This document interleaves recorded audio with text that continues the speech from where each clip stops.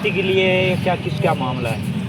हमारा जो पूर्व में धरना दिया गया राष्ट्रीय लोकतांत्रिक पार्टी के सुप्रीमो हनुमान जी बेनीवाल के नेतृत्व में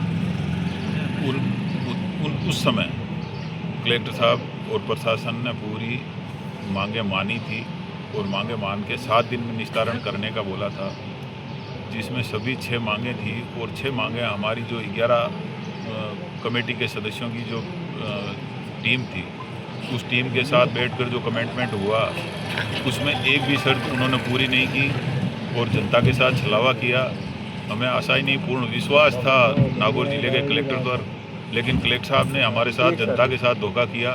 तो उन मांगों के विरुद्ध हमने आज वापस धरना दिया है, क्योंकि 3-4 महीने से हम लोग इतने परेशान हो गए कि इस अवैध बजरी, मुख्य रूप से अवैध बजरी खनन के कारण जिनकी लीज की आड़ में अवैध काम कर रहे हैं, जिससे जनता पिसती जा रही है।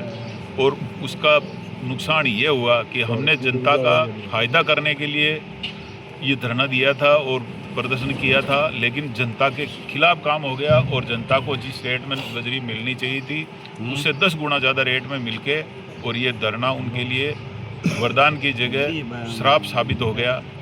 तो अब उसको हम कतई सहन नहीं करेंगे और जहाँ तक हमारी मांगे नहीं मानेंगे और आम जन को जब तक फ़ायदा नहीं मिलेगा तब तक हम ये धरना ख़त्म नहीं करेंगे। और लीगली वो जो लीगल के नाम पे जो बजरी की लीजें बनी हैं वो लीगल नहीं है, अनलीगल बजरी की लीजें हैं, उनको तुरंत प्रभाव से ख़त्म किया जाए, हमारी मांग ये है। और लीगल भी यदि कर रहे हैं तो उसमें 1% भी लीगल काम नहीं हो रहा है, उसके खिलाफ हमने आज 3 जनवरी 2026 को धरना शुरू कर दिया है। जो पूरी मांगे हमारी नहीं मानेंगे तब तक हम नहीं रुकेंगे। पिछली बार की तरह अगर सरकार इस बार वापस सहमति की बात करे फिर धोखा करे तो हम धोखा अब की बार खाएंगे नहीं। हम अब की बार हमारी समस्याओं का निस्तारण लिखित रूप में लेंगे और लिखित रूप में निस्तारण करके ही उसके बाद में आगे कदम उठाएंगे, जिसका समस्त निर्णय हमारे आरएलपी सुप्रीमो हनुमान जी बेनीवाल का रहेगा।